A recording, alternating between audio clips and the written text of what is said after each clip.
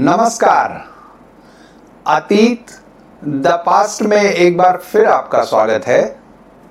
महामारियों के इतिहास श्रृंखला में आज हम चर्चा करेंगे चेचक की, यानी स्मॉल पॉक्स की। ये एक ऐसी महामारी है जिसने भारतीय समाज को कई सदियों तक परेशान किया।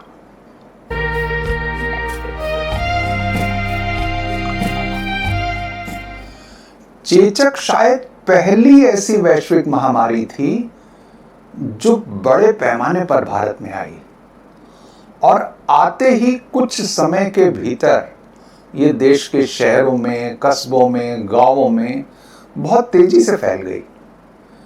जब हम ये कह रहे हैं कि चेचक पहली ऐसी महामारी थी, तो चेचक के साथ बहुत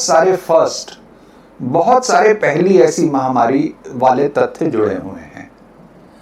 जैसे कि चेचक पहली ऐसी महामारी थी जिसकी वैक्सीन तैयार की गई, और फिर दुनिया से जिस महामारी का पूरी तरह सफाया किया गया, यानी उन्मूलन कर दिया गया, वो चेचक ही थी। चेचक ने मेडिकल साइंस को और मानव सभ्यता को यह आत्मविश्वास दिया कि वह किसी महामारी का, किसी भी रोग का दुनिया से पूरी तरह सफाया कर सकती है। लेकिन इस उन्मूलन से पहले तक चेचक का आतंक पूरे देश पर छाया रहा। वैसे भी चेचक की गिनती दुनिया की सबसे खतरनाक महामारियों में होती है। चेचक से संक्रमित होने वाले 1/3 लोगों को नहीं बचाया जा सकता था। और अगर हम 20वीं सदी को ही लें, तो 20वीं सदी में पूरी दुनिया में चेचक ने तकरीबन 30 करोड़ लोगों की जान ली। और जो लोग संक्रमण के बाद भी चेचक से किसी ना किसी तरह बच जाते थे, उनके भी शरीर पर या उनके चेहरे पर चेचक कोई ना कोई अपना निशान छोड़ जाती थी। अभी अगर 2-3 दशक पहले देखें, तो चेचक के निशान वाले ऐसे लोग हर मोहल्ले, हर गली, हर गांव में मिल जाते थे। चेचक ने भारतीय जनमानस को बहुत बुरी तरह झकझोरा था। और चेचक पहली ऐसी महामारी थी जिसे जनमानस ने, भारतीय समाज ने दैवी रूप दिया। यानी चेचक एक ऐसी महामारी बनी जिसकी एक देवी है, या अलग अलग क्षेत्र में अलग अलग धारणाओं, अलग अलग धर्मों के हिसाब से इसकी कई सारी देवियां हैं। आपको देश के एक बहुत बड़े हिस्से में तकरीबन हर कहीं शीतला माता के मंदिर मिल जाएंगे। ये मंदिर कहीं बहुत छोटे से हैं, तो कहीं बहुत भव्य और विशाल हैं।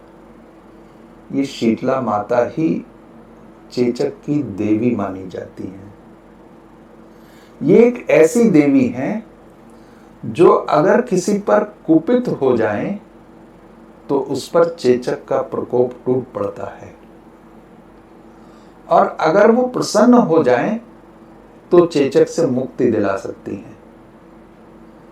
ऐसा भी माना जाता था कि वो प्रसन्न हो जाएं तो किसी को चेचक ना होने दें, चेचक का प्रकोप उसके पास फटके भी ना। इसीलिए किसी को चेचक हो जाए तो ये कहा जाता था कि उस पर माता आ गई है। लेकिन दक्षिण भारत में हमें चेचक से मुक्त कराने वाली देवी का एक दूसरा रूप दिखाई देता है। यह है मरियम्मा। मरियम्मा के भव्य मंदिर आपको न सिर्फ दक्षिण भारत में मिल जाएंगे, बल्कि पूरी दुनिया में जहां भी तमिल मूल के लोग जाकर बसे हैं, वहां उन्होंने मरियम्मा का मंदिर बना लिया है, या वहां के मंदिर में मरियम्मा की प्रतिमा स्थापित कर दी है। और दूसरी तरफ बौद्ध परंपरा में अगर हम देखें, तो वहां चेचक से मुक्त कराने वाली देवी का नाम है ज्वरसुरा। अब ज्वरसुरा बौद्ध परंपरा में अकेली चेचक से मुक्ति या रोगों से मुक्ति दिलाने वाली देवी नहीं है। बौद्ध परंपरा में ही एक दूसरी देवी है हरिति, जो चेचक समेत कई रोगों से मुक्ति दिलाती हैं। हरिति की खासियत ये है कि ये हमें पूरे एशिया और उसके बाहर भी अलग अलग रूपों में दिखाई देती हैं। इन सभी देवियों को प्रसन्न करने के लिए अलग अलग क्षेत्र में, अलग अलग समुदाय में अलग अलग तरह के अनुष्ठान किए जाते थे। कुछ जगह तो ये अनुष्ठान आज भी किए जाते हैं। बाद में इन्हीं अनुष्ठानों से चेचक के इलाज का एक तरीका भी विकसित हुआ। इस तरीके की चर्चा हम कुछ समय बाद अपने किसी एपिसोड में पूरे विस्तार के साथ करेंगे। चेचक को एक और चीज के लिए याद किया जाता है। चेचक ने कभी अमीर गरीब का, राजा रंक का या शहरी और ग्रामीण आबादी का कोई भेद नहीं किया। सभी वर्गों में, समाज के सभी स्तरों पर इसका प्रकोप समान रूप से फैलता था। राज परिवारों और कुलीन वर्गों में तो इसका आतंक कुछ ज्यादा ही था। पूरी दुनिया में ऐसे बहुत सारे उदाहरण हैं। चीन में जब चेचक ने अपना जाल फैलाया तो इसने सम्राट तांगझेई की बलि ले ली। कई और सम्राट चीन के ऐसे थे जिन्हें चेचक से बहुत जूझना पड़ा, निजी तौर पर जूझना पड़ा। इसी तरह जापान के सम्राट कोमोई चेचक से अपने जीवन की लड़ाई हार गए। अब हम रोमन सम्राट जोसेफ द्वितीय को देखें। उनके दो पत्नियां थीं। 1767 में एक पत्नी का निधन चेचक से हो गया। अभी 5 महीने भी नहीं बीते थे कि उनकी दूसरी पत्नी को भी चेचक हुआ और उसका भी निधन हो गया।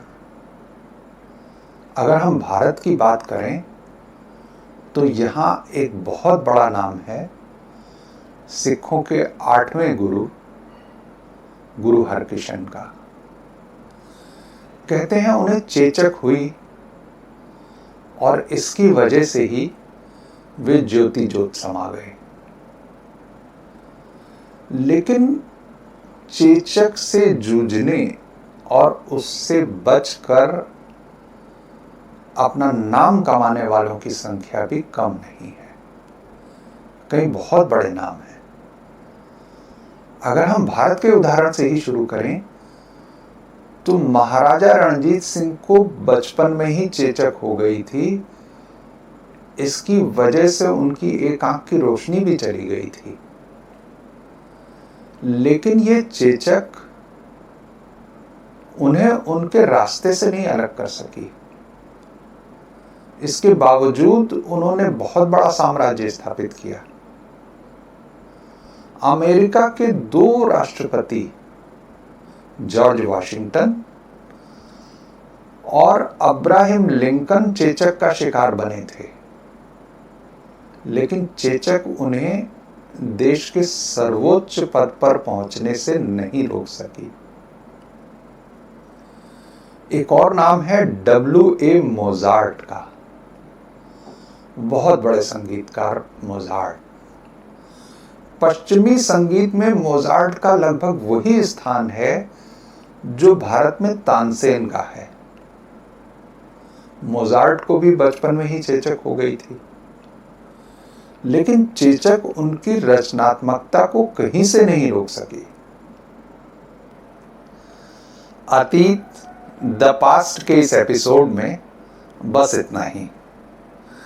अगले एपिसोड में हम चर्चा करेंगे कि ये चेचक भारत में कब आई, कैसे आई और कहां से आई? इस मुद्दे पर, इस मसले पर तमाम विवाद भी हैं, उन पर भी हम बातचीत करेंगे। विदा लेने से पहले आपसे एक अनुरोध, अगर आपको हमारा ये कार्यक्रम पसंद आया हो तो YouTube पर हमारे चैनल को सब्सक्राइब करें। सब्सक्राइब बटन के साथ ही एक बेल आइकॉन लगा है, उसे भी क्लिक कर दें तो आपको हमारे हर वीडियो की सूचना समय रहते मिल जाएगी। इसके अलावा हमारा फेसबुक पेज है, उसे भी लाइक करें। आपसे अगली मुलाकात बहुत जल्द होगी। तब तक के लिए नमस्कार।